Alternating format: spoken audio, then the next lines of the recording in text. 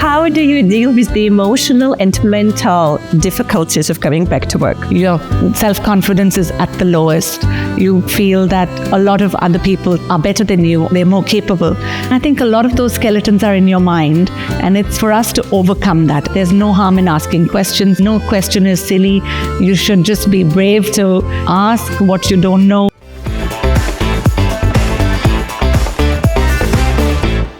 Hi, I'm Yana and you're watching YanaTV.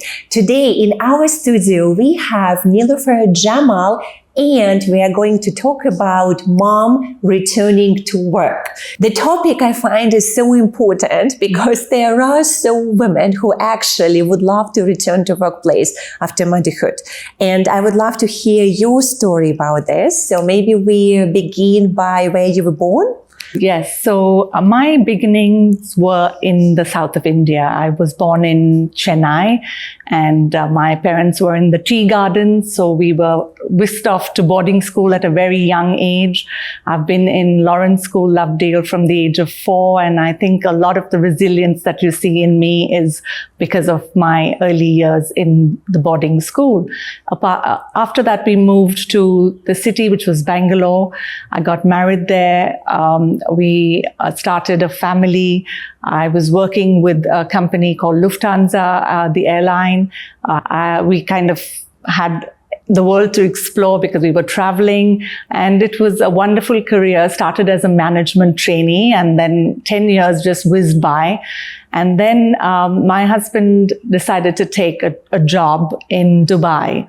And then things kind of changed quite drastically, I would say. Moving home, relocating, leaving your loved ones behind, finding a home in the new place, making that your new place a home. I'm sure many women can relate because just especially in this part of the world, in Asia Pacific, there are a lot of expat families, and statistically, it would usually be men who gets the job and then woman would become a trailing spouse. Not always, but statistically. Yes. And so there are a lot of women in the same situation you went through. Yes, and I think all the women who have at some point been an expat would understand that there is a lot of eagerness and adventure that goes with being an expat.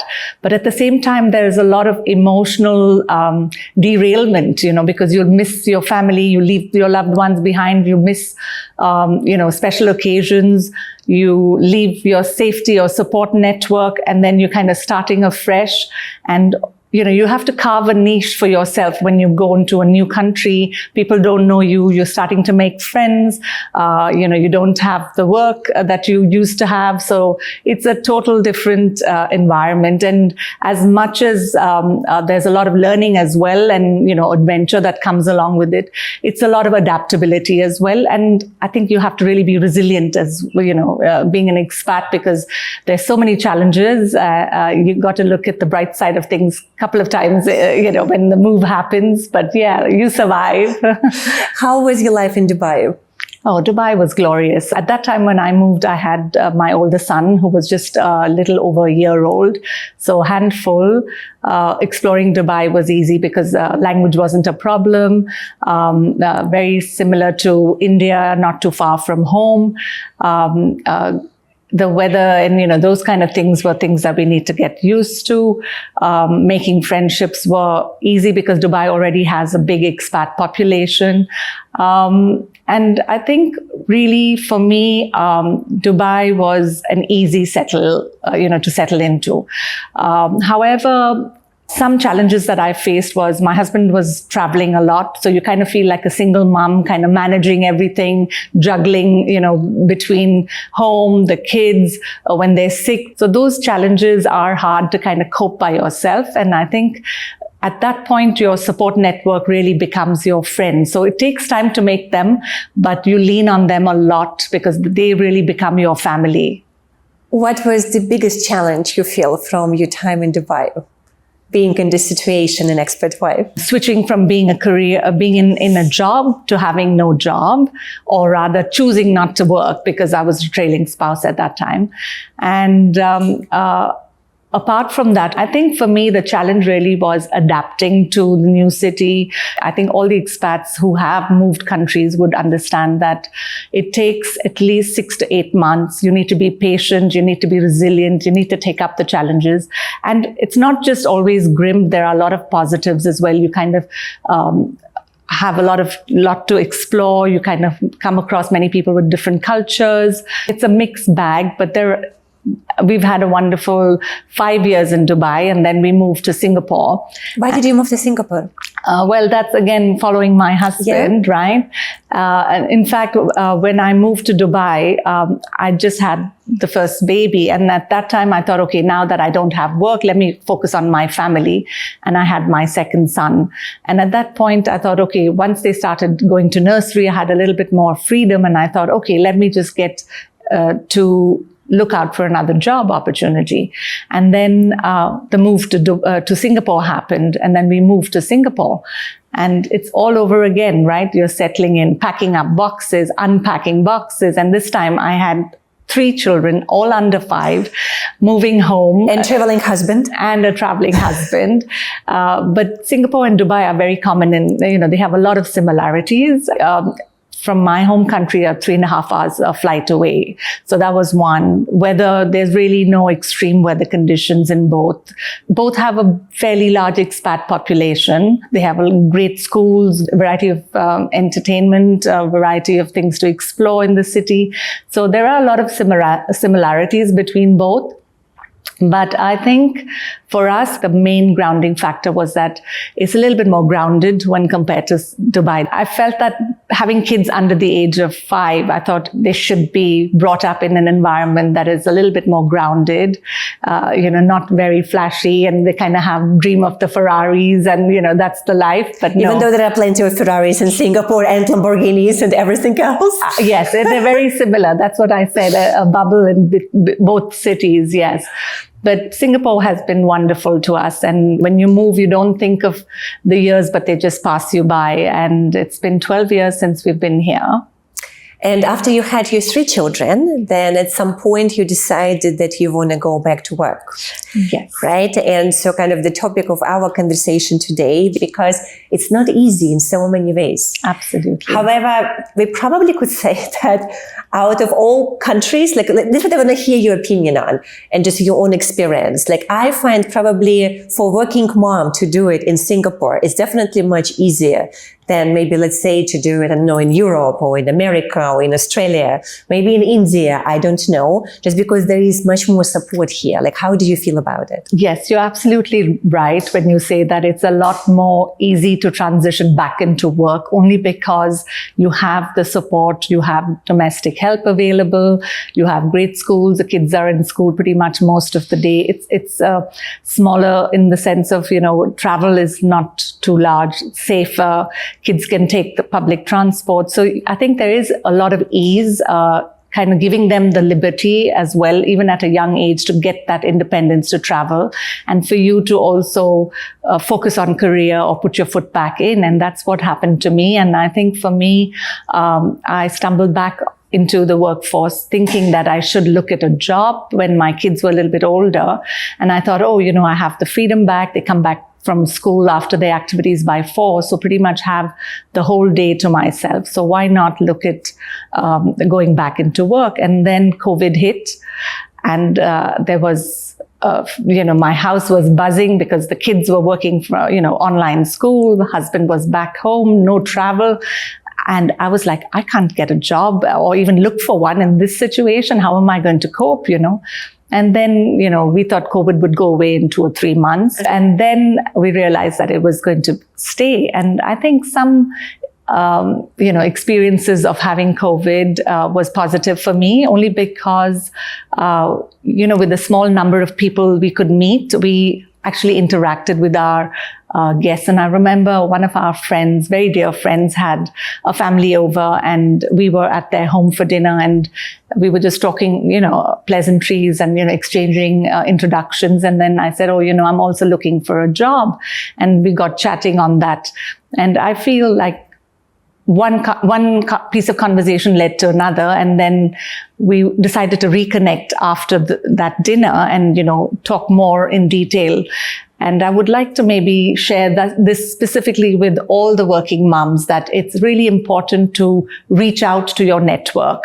Absolutely important to share what you're looking for, because you just don't know who would connect the dots and which opportunity would come your way. Sometimes it also means maybe talk to other parents at school, because also moms don't necessarily have professional network, especially if you have several children. You might have been out of the workplace 5, 7, 10 years. So it's talking at the playground, right? Talking to your friends. Absolutely. So, and then just what you said, just saying you're open for the opportunities. Absolutely. And I think also having a mentor, because even before I put my foot into working or thinking about it, I said, let me prepare for myself. And I had a mentor, and it coincidentally happened to be the friend who introduced me to my current founder. And she helped me along the way to help, clean up your LinkedIn profile, update your resume. And these things, nobody really tells you or talks to you or spends that time, and you're kind of breaking your head. But it's really great for you to reach out and get the help you need, because it really makes that difference when you have a good resume or you have a really good LinkedIn profile to fall back on. And the great thing about the work that I started was it was really flexible. And for me, that was really important. With the 3 kids, a traveling husband, I felt that they still needed me and I needed to be available to them. And I still, for my personal liking, I wanted to be involved in school. And I thought this was a perfect mix of, blended, flexible working conditions. And that's how we stumbled upon Change It All. It's where I work now. And it's been a great journey since. And while we say that Singapore is, you could say, relatively easy, maybe compared to other countries for women to return to work, in terms of practicalities, no one actually sort of takes away the emotional side of it, right? So here it is a woman who stayed at home after having a child, and years go by and she doesn't work. The world moves on, their careers develop, their AI comes in, computers change, everything updates. So there is this feeling of falling behind or somehow not fitting in anymore in the work culture. And this is the whole an emotional and mental element to this, am I qualified enough? Who would want to hire me? Can I compete with those who are now 15 years younger than me in the workplace and don't have family yet? So how did you deal with that? I got the job during COVID, and it was all work from home. So the pace was really quite slow, and it was really good for me to put my foot back in. However, I think for most women who are looking to put their foot back into working on either part-time, full-time or flexible work, I feel that there are a lot of emotions that go through you. Your self-confidence is at the lowest. You kind of feel that a lot of other people think are better than you, or they're more capable. And I think a lot of those skeletons are in your mind, and it's for us to overcome that. And however, to overcome that, you would really need to get motivated by your colleagues. So I feel that it takes a village to bring you up and to kind of bring you to where you are, whether it's friends, whether it's colleagues who kind of handhold you to kind of share. There might be things you don't know while you're working in a new environment. There's no harm in asking questions. There's nothing silly. No question is silly. You should just be brave to, ask what you don't know. And I think there's a lot of learning that also takes place, which is great, because a lot of women who look to put their foot back in, they really want that challenge, right? They don't want to be doing mundane, their routine mundane work. And that's why they're looking at getting back into the workforce or looking at doing something. And there's a lot of MNCs and companies that offer time to either work remotely from home, or you can go into the office, and it's extremely helpful. And I think also from the mental health and well-being perspective, it really gives you the flexibility. And statistics has proven that when you have that flexibility, you are keen to keep the job more and not switch, because you have the flexibility and you're enjoying what you're doing as well as your private and personal time. And I think it's also very stable in that sense for you. And when you have children, they look up to you. When you have working mom, they're proud of you. Just like when you were proud of your kids. My kids come up to me and they're like, "Oh, mama is working."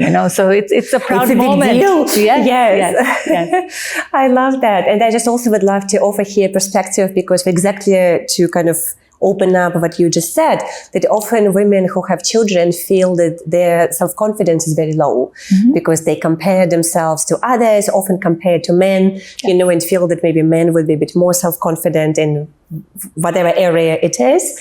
And yet I work with a lot of both men and women, but let's say now we talk about guys who run companies and the founders and CEOs, and many of them are married, many have children, and there's this running joke among them that they would rather manage 3 companies than 3 children.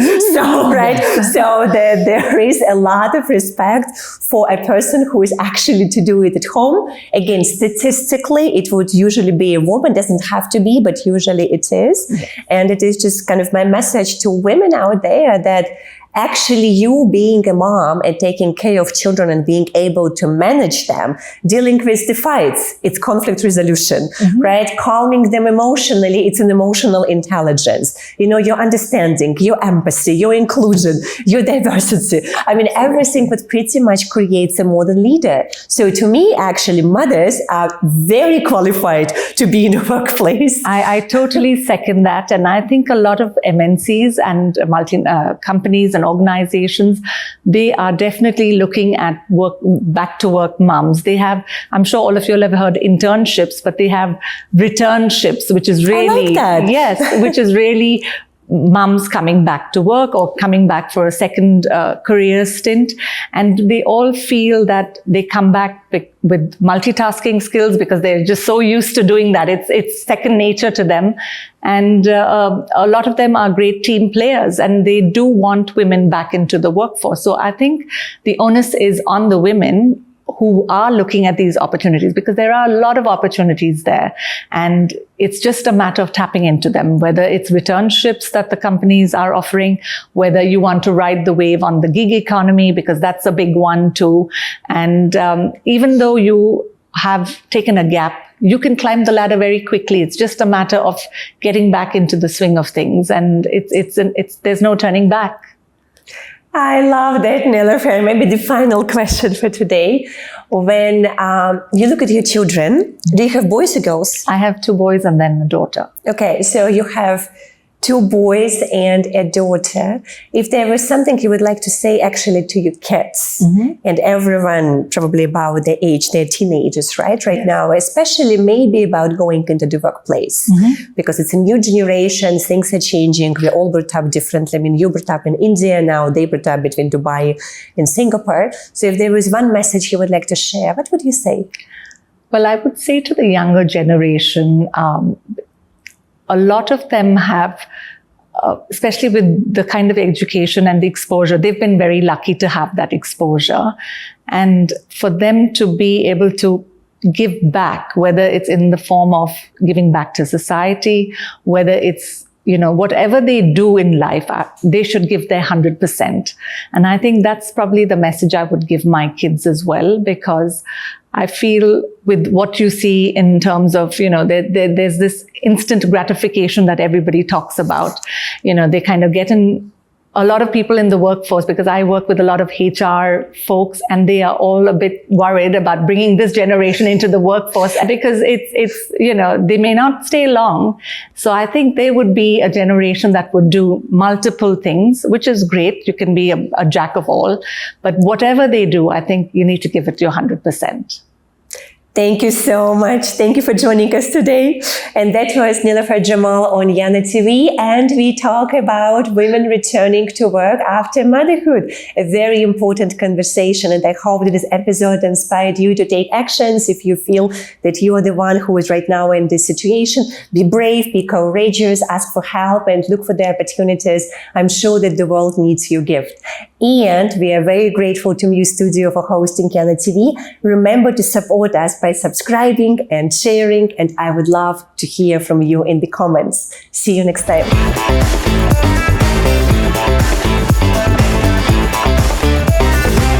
Honestly, the flexibility of working with, juggling school, juggling, sorry, I've missed your question. It's okay. We're going to cut this part. So the question was, how do you deal with the emotional and mental difficulties of coming back to work? Yes. Sorry about that. That was great.